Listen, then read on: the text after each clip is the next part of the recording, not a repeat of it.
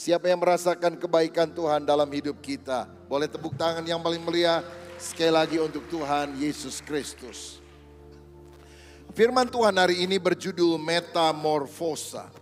Kalau kita mendengar kata metamorfosa, maka pikiran kita selalu berpikir tentang berubahnya seekor ulat yang menjijikan menjadi kepompong, lalu kemudian menjadi kupu-kupu. Sebetulnya istilah metamorfosa itu sendiri ada di dalam Alkitab. Dalam Roma pasal 12 ayat yang kedua dikatakan demikian, janganlah kamu menjadi serupa dengan dunia ini, tetapi berubahlah. Nah, kata berubah dari kata Yunani metamorphoo, yang akarnya adalah metamorfosis, metamorfosa, berubah oleh pembaharuan budimu, sehingga kamu dapat membedakan manakah kehendak Allah, apa yang baik, yang berkenan kepada Allah, dan yang sempurna. Saya percaya setiap orang yang mengalami perjumpaan dengan Tuhan akan mengalami metamorfosa, mengalami perubahan dalam hidupnya. Ada wanita Samaria yang 5 kali bersuami dan sekarang kumpul kebo dengan suami orang, ketemu dengan Yesus. Dia bertobat, dia percaya Yesus adalah Mesias, dan dia memberitahukan kepada orang-orang di Samaria bahwa dia telah berjumpa dengan Sang Juru Selamat. Saulus, seorang penganiaya jemaat, ketika berjumpa dengan Yesus, berubah menjadi Paulus, rasul yang menanam begitu banyak gereja dan menulis lebih dari setengah kitab dalam Perjanjian Baru. Alkitab juga berkata pada hari kedatangan Yesus, ada orang-orang Majus dari timur yang ingin datang berjumpa dengan Yesus. Dan dikatakan di dalam Matius 2 ayat 11 dan 12, maka masuklah mereka ke dalam rumah itu dan melihat anak itu bersama Maria ibunya, lalu sujud menyembah dia. Mereka pun membuka tempat harta bendanya dan mempersembahkan persembahan kepadanya, yaitu emas, kemenyan, dan mur. Dan karena diperingatkan dalam mimpi supaya jangan kembali kepada Herodes, maka pulanglah mereka ke negerinya melalui apa? Jalan lain. Sehingga kita tahu bahwa hidup mereka tidak sama. Mereka tidak mau ketemu dengan Herodes yang membenci Yesus. Mereka lebih taat kepada perintah Tuhan yang berkata ambil jalan yang lain. Itu juga yang dialami oleh para gembala di padang Efrata. Dikatakan dalam Lukas 2 ayat 20, maka kembalilah gembala-gembala itu sambil memuji dan memuliakan Allah. Karena segala sesuatu yang mereka dengar dan mereka lihat, semuanya sesuai dengan apa yang telah dikatakan kepada mereka. Mereka kembali pada pekerjaannya, mereka kembali pada rumahnya, tapi sikap hidupnya berubah. Mereka memuji dan memuliakan Allah. Ada perubahan setiap kali orang mengalami perjumpaan dengan Kristus. Dan saya berdoa pada hari Natal ini, kita tidak hanya merayakan acara di gereja, tapi kita diubah oleh karena karya Roh Kudus menjadi manusia baru yang lebih berkenan kepada Tuhan. Saudara tahu bahwa metamorfosa bukan hanya perubahan bentuk, tetapi terutama perubahan gaya hidup. Bukan cuma luarnya yang didandani jadi beda, tetapi karakter kita, sifat kita mesti berbeda. 2 Korintus 5 ayat 17 berkata, jadi siapa yang ada di dalam Kristus, dia adalah ciptaan yang baru. Yang lama sudah berlalu, sesungguhnya yang baru sudah datang. Kalau saudara melihat perbedaan antara ulat dan kupu-kupu, itu sangat mencolok. Ulat berjalan dengan merangkak, kupu-kupu terbang tinggi. Ulat makan daun, sedangkan kupu-kupu mengisap madu. Ulat tampaknya rakus, tetapi kupu-kupu tampil anggun. Ulat bergerak lambat, tetapi kupu-kupu terbang dengan cepat. Before and after. Before adalah ulat yang menjijikan, after mengalami proses Tuhan, dia menjadi kupu-kupu yang berubah sifatnya menjadi indah. Saudara, kita tahu pada abad pertengahan ada seorang pemahat, pembuat patung ternama, namanya Michelangelo. Banyak karya pahatan yang hebat yang dia lakukan. Salah satunya yang terkenal adalah Pieta. Pieta ini ada di Vatikan, gambar Yesus waktu turun dari kayu salib digendong oleh Bunda Maria. Ini adalah satu patung pahatan yang sangat luar biasa. Ada karya yang lain yang juga dibuat oleh Michelangelo, yaitu Daud. Dan Daud ini adalah patung yang dibuat dari sebongkah batu. Lalu satu kali ada orang bertanya, bagaimana kamu bisa membuat patung yang begitu bagus, benar-benar mirip manusia, detailnya bagus sekali. Dan Michelangelo bilang gini, sebetulnya yang bagus itu batunya. Dan David ini ada di dalam batu tersebut. Saya hanya mengikisnya, memahatnya, membuang bagian-bagian batu yang tidak perlu. Sehingga akhirnya yang bagus, David itu muncul. Saya percaya di dalam diri kita Tuhan ingin menampakkan karakter Kristus. Tetapi sifat-sifat buruk dalam hidup kita harus dibuang, harus dikikis, harus disingkirkan. Sehingga akhirnya orang bisa melihat gambaran Kristus dalam kehidupan kita. Dalam Kolose 3 ayat 8-10 dikatakan, tetapi sekarang buanglah semuanya ini, yaitu marah dan geram, kejahatan, fitnah dan kata-kata kotor yang keluar dari mulutmu.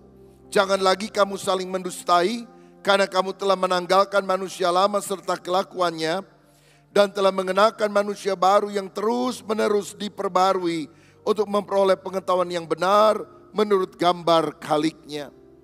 Sifat manusia lama yang jelek harus dibuang, suka ngomongin orang, jengkel, marah, kata-kata kotor, mesti disingkirkan.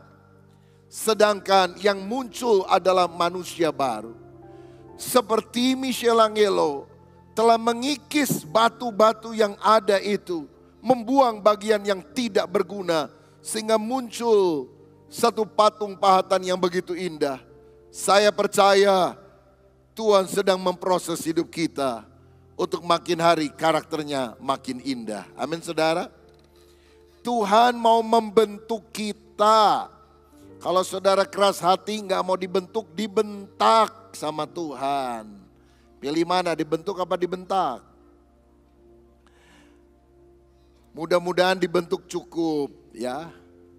Tuhan mau mengubah kita dengan pengajaran firman. Tapi kalau saudara keras hati gak bisa diajar, saudara akan dihajar sama Tuhan. Karena tujuan Tuhan dalam hidup kita bukan membuat kita orang Kristen yang hidup lebih nyaman. Tetapi tujuan Tuhan dalam hidup kita membuat kita menjadi orang Kristen yang lebih kudus, lebih berkenan kepada Dia. Sehingga Dia harus singkirkan sifat-sifat yang tidak baik. Dan tahukah saudara, salah satu sarana Tuhan untuk membentuk karakter kita yang tidak baik adalah melalui orang yang menyebalkan. Amsal berkata, besi menajamkan besi, manusia menajamkan sesamanya. Kalau orang melakukan sesuatu yang jelek dan saudara terpancing membalas dengan yang jelek, karakter Kristus tidak ada dalam hidup kita. Mengapa kita tahu Yesus penuh kasih dan pengampunan?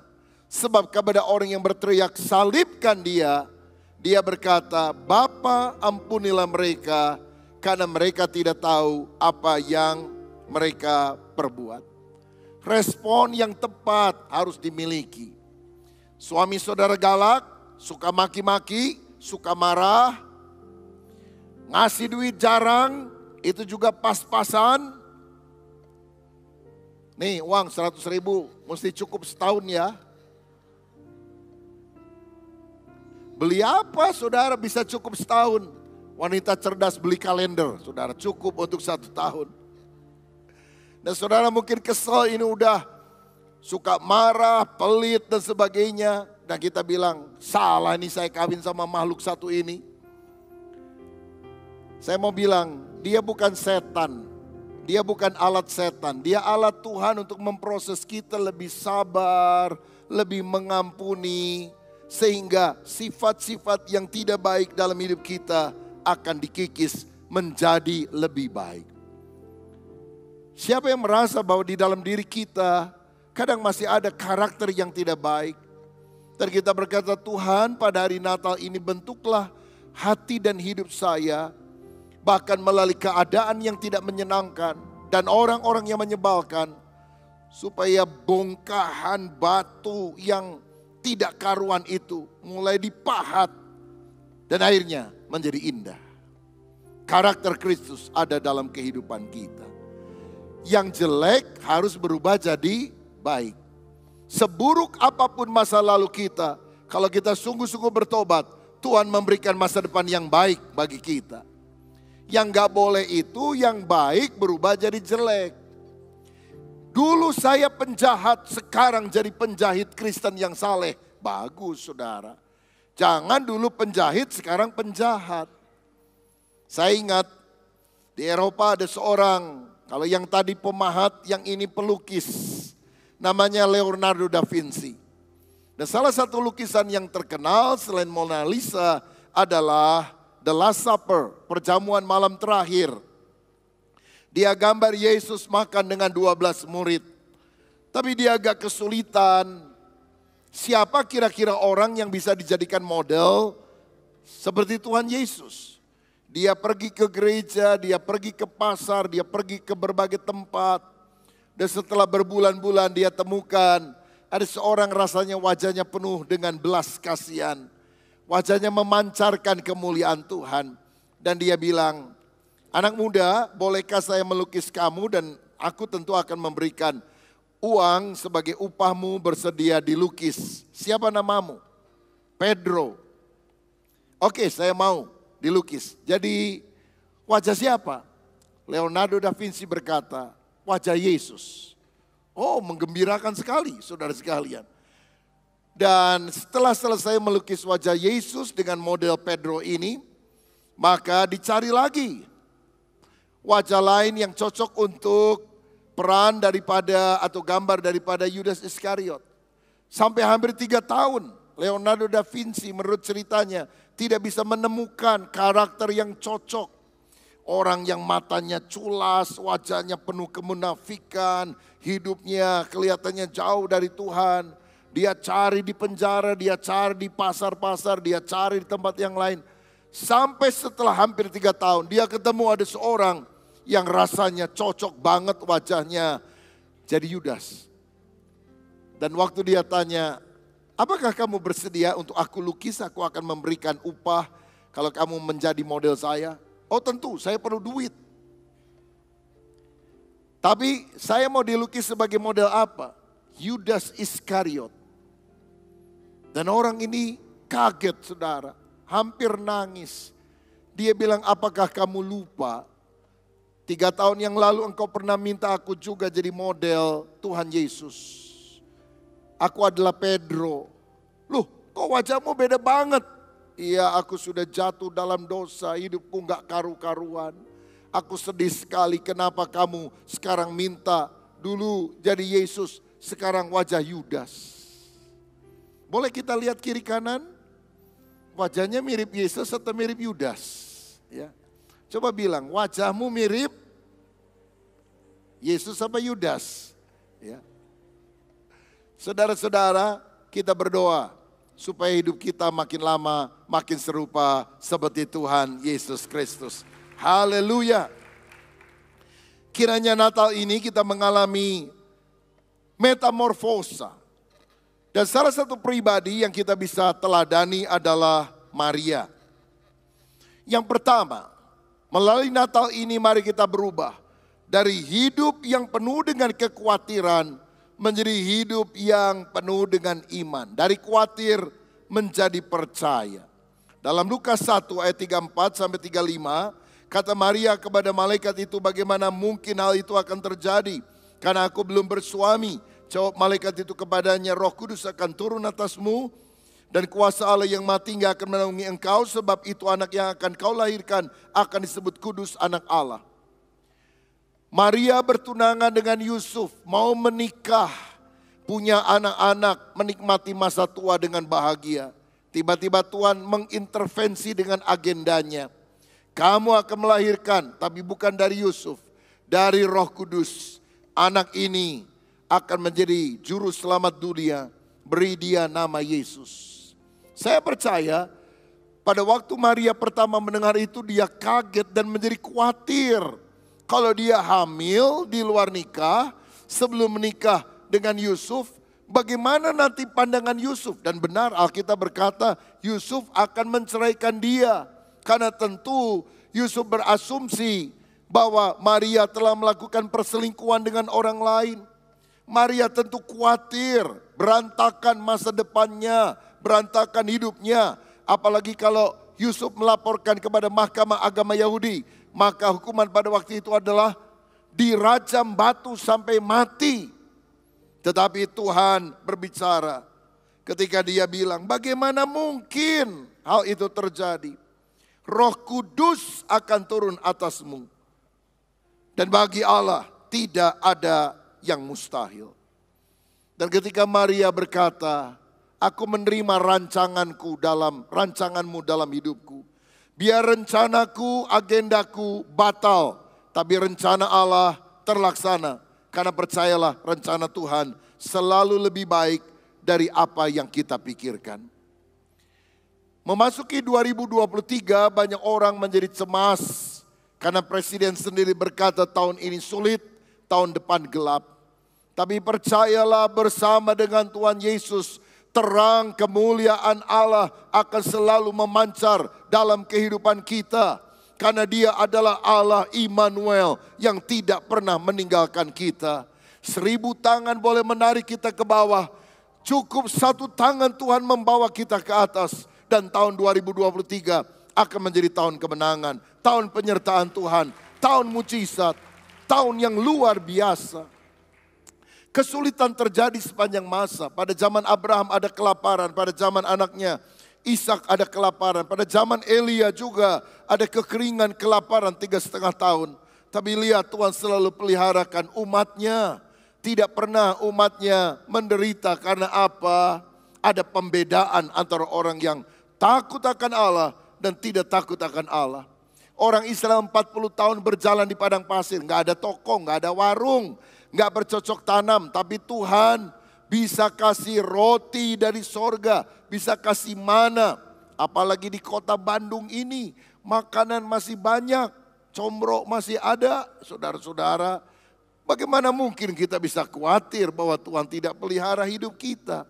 Biar hari ini melalui pengalaman Natal berjumpa dengan Kristus, kekhawatiran disingkirkan, dirubah menjadi iman yang hidup.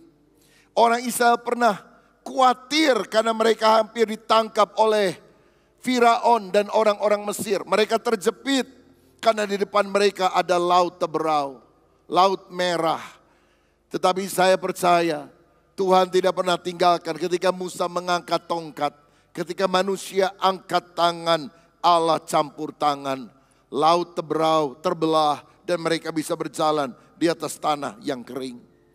Daniel karena imannya dimasukkan ke dalam gua singa. Tetapi ternyata mulut singa menjadi terkatup karena ada Tuhan yang menyertai. Ada 5.000 orang lebih yang harus diberi makan. Pada persediaan cuma sedikit, 5 roti dan 2 ikan. Tapi kalau ada Yesus, semua orang bisa makan kenyang. Bahkan sisanya berapa? 12 bakul. Kenapa 12 bakul? Murid Yesus ada 12. Jadi rupanya porsi makan murid Yesus bukan per piring, per bakul, saudara-saudara. Dan kenapa bisa ada sisa? Karena yang makan 5.000 laki-laki. Kalau 5.000 perempuan yang makan, saya yakin tidak akan ada sisa.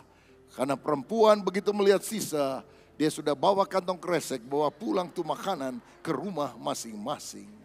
Inilah karunia khusus dari wanita, saudara. Tapi mari kita berubah dari khawatir menjadi percaya. Yang kedua, melalui Natal ini kiranya kita mengalami metamorfosa before and after. Dari berontak menjadi taat. Saya percaya kalaupun saudara berada dalam posisi Maria yang sudah merencanakan pertunangan bahkan pernikahan dengan Yusuf. Diintervensi oleh Tuhan, berantakan semuanya. Dia rasanya mau melawan, menolak. Kalau bisa jangan saya Tuhan. Walaupun ini rencanamu, pilihlah gadis yang lain. Kenapa mesti saya? Why me Lord? Dia bisa berontak saudara-saudara. Tetapi luar biasanya ketika malaikat menyampaikan kabar dia akan menjadi ibu sang juru selamat. Lukas 1 ayat 38 kata Maria, sesungguhnya aku ini adalah hamba Tuhan. Jadilah padaku menurut perkataanmu itu. Dari sini kita melihat ada perubahan dari berontak. Tidak mau menerima rancangan Allah. Mencari-cari alasan untuk menolak. Kita harus menjadi orang yang meneladani Maria. Taat. Karena aku ini adalah doulos kurios, hamba daripada Tuhan. Engkau adalah kurios, Tuhan penguasa tertinggi dalam kehidupan. Aku hanya doulos, budak, kacungnya Tuhan. Apa saja yang Tuhan perintahkan. Walaupun tidak nyaman bagi keinginan daging, aku akan taat. Saya percaya ketaatan mengandung berkat, ketidaktaatan mengundang kutuk dalam hidup kita. Orang Israel kalau taat dari Mesir sampai ke Kanaan paling jalan 40 hari. Tapi karena nggak taat jalannya berapa? 40 tahun. Bahkan mati semua di padang pasir. Kecuali Yosua dan Kaleb yang tetap taat kepada Tuhan. Mari kita belajar taat supaya kita tidak kehilangan berkat. Mungkin saudara pernah dengar satu kali ada seorang anak SMA datang kepada papanya bilang, "Papa, saya kan sudah besar, tolong kasih kunci mobil, saya mau nyetir mobil." Papanya bilang, "Oke, tapi cukur rambut kamu yang gondrong itu, baru kamu boleh nyetir mobil." Ini anak malah pergi ke kamar, dia bawa Alkitab, dia bilang, "Papa, saya baca ada orang dilarang potong rambut oleh Tuhan, dan karena itu pengurapan Tuhan ada pada dia, namanya adalah Simpson." Dan Papa lihat ada kalender di tembok rumah kita, wajah Tuhan Yesus. Rambutnya juga lebih panjang dari rambut saya. Jadi saya rasa tidak ada kaitan antara naik mobil dan potong rambut. Papanya bingung karena anaknya main ayat, tapi Tuhan kasih hikmat. Nak, hebat juga ya. Kamu teladannya tokoh Alkitab seperti Simpson dan Yesus. Bagus. Tapi Papa juga baca, Simpson kemana-mana tidak pernah naik mobil. Yesus kemana-mana selalu jalan kaki, paling banter naik keledai. Dan karena kamu meneladani Simpson dan Yesus, gak ada mobil buat kamu, jalan kaki saja. Ketaatan mengandung berkat, ketidaktaatan mengundang kutuk di dalam kehidupan kita. Karena itu mari kita belajar taat kepada perintah Tuhan. Alkitab berkata inilah kasih kepada Allah, yaitu kita menuruti perintah-perintahnya. Perintah-perintah Tuhan tidak berat kalau motivasinya adalah kasih. Taat jangan terpaksa, taat karena cinta. Itu yang akan mengubah semuanya menjadi baru. Kalau saudara pada tahun 2023 didorong untuk melayani, jangan karena terpaksa, tapi karena cinta. Kalau saudara tahun 2023 ingin memberi persembahan, jangan karena terpaksa, tapi karena cinta. Apapun yang kita lakukan harus didasari kasih yang mendorong kita untuk taat. Dan yang terakhir, kiranya Natal ini mengubah hidup kita, kita mengalami metamorfosa, before and after. Dari khawatir jadi percaya, dari berontak jadi taat. Dan yang ketiga, dari mengeluh jadi memuliakan Tuhan. Saya percaya kalau Maria tidak taat kepada perintah Tuhan, dia akan ngomel, mengeluh, menggerutu. Karena rencananya sebagai manusia batal semuanya. Ah Tuhan, kok begini sih? Saya udah merencanakan begini, kok Tuhan tidak kabulkan keinginan saya. Malah keinginan Tuhan yang mau engkau paksakan terjadi dalam hidupku. Akibatnya dia ngomel. Tetapi karena hatinya lembut, dia percaya bagi Tuhan tidak ada yang mustahil. Dia taat karena dia adalah hambanya Tuhan. Maka dia memuliakan Tuhan. Lukas 1 ayat 46 sampai 47. Lalu kata Maria, jiwaku memuliakan Tuhan dan hatiku bergembira karena Allah juru selamatku. Walaupun rancangan Tuhan beda dengan rancangannya, dia memuliakan Tuhan. Yang paling penting dalam hidup kita, bukan keinginan saya yang terkabulkan, tapi hidup kita akan memuliakan Tuhan. Kalau saudara ingin keinginanmu terus yang terkabul, berantem terus sama menantu, menantu berantem sama mertua. Tapi kalau kita ingin memuliakan Tuhan, semua anggota keluarga fokusnya sama, Kristus yang ditinggikan, keluarga akan utuh satu dengan yang lain. Siapa di antara kita yang mau mengambil keputusan, tidak lagi hidup di dalam keluhan, omelan, tapi belajar memuliakan Tuhan, memuji-muji Tuhan, mengagungkan Dia dalam kehidupan kita. Memasuki tahun 2023, jangan suka ngomel, jangan suka bersungut-sungut. Berhenti membanding-bandingkan diri dengan orang lain. Ojo dibanding-banding ke. Kalau saudara bandingkan diri dengan orang lain, compare, engkau akan mengeluh, engkau akan ngomel, engkau tidak akan tahu berterima kasih. Tapi kalau kita banyak bersyukur kepada Tuhan, hati kita penuh dengan damai sejahtera. Bukannya karena keluarga kita sudah harmonis maka kita banyak bersyukur. Tapi kalau kita banyak bersyukur, keluarga kita akan lebih banyak harmonisnya. Bukan karena penyakit kita sudah sembuh maka kita bersyukur. Tapi kalau kita banyak bersyukur, penyakit kita akan disembuhkan oleh Tuhan. Bukan karena kita sudah banyak duit maka kita bersyukur. Tapi kalau kita banyak bersyukur, percayalah berkat Tuhan akan dilimpahkan dalam hidup kita. Rumah teh bocor aja, masih syukur punya rumah. Ada orang lain yang kagak punya rumah, saudara-saudara. Suami kalau nonton TV teh bola, bola. Masih syukur punya TV, masih syukur suami masih hidup, saudara.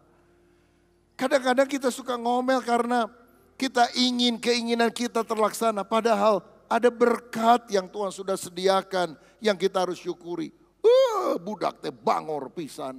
Masih syukur punya anak. Ada orang udah bertahun-tahun menikah tidak juga dikaruniai anak oleh Tuhan. Ayo ganti omelan menjadi pengucapan syukur. Memuliakan Tuhan. Karena tiap orang punya berkatnya masing-masing. Tapi tiap orang juga punya masalahnya masing-masing. Jangan bandingkan diri dengan orang. Jangan mau jadi orang lain. Jadilah seperti saudara telah ditetapkan oleh Tuhan. Saya ingat satu kali ada seekor siput yang lagi jalan sama temennya kodok. Lalu siput ini ngomel. Dia bilang, kamu enak kodok, katak. Karena kamu itu kemana-mana bisa lompat-lompat. Aku nggak bisa lompat, kenapa? Aku selalu bawa cangkangku, bawa rumahku. Tahu siput kan ya? Ya kalau dia keluar dari rumahnya masuk lagi. Kodok kan gak punya cangkang gitu. Aku gak pernah bisa lompat kodok. Kamu enak, ringan, bisa lompat-lompat. Maka mengeluhlah kenapa Tuhan menciptakan siput dengan cangkangnya itu. Tiba-tiba ada seekor elang yang sedang mencari mangsa. Dan dia lihat ada siput sama kodok. Langsung dengan cepat kilat, disamber. Apa yang terjadi? Siput melihat, langsung dia masuk pada cangkangnya. Gak bisa diterkam sama elang. Patah nanti paruhnya karena cangkangnya keras. Yang ditangkap siapa? Kodok. Dan waktu kodok terbang, hilang. Maka siput berkata, aduh Tuhan, ku tarik perkataanku tadi. Aku bersyukur lebih baik gini aja, gak apa-apa berat-berat kemana-mana bawa rumah daripada disergap sama elang. Saudara tahu, tiap orang punya masalahnya sendiri, tiap orang punya salibnya sendiri, tiap orang punya pergumulannya sendiri. Tapi di balik kesulitan ada berkat yang Tuhan mau berikan kepada kita. Ada mujizat yang Tuhan mau sediakan bagi kita. Karena itu jangan kita bersungut-sungut, banyak bersyukur. Seperti Maria yang percaya, seperti Maria yang taat, seperti Maria yang memuliakan Allah. Kiranya hati kita dirubah menjadi lebih serupa seperti Tuhan Yesus Kristus. Selamat hari Natal, Tuhan Yesus memberkati kita. Mari kita berdiri bersama-sama.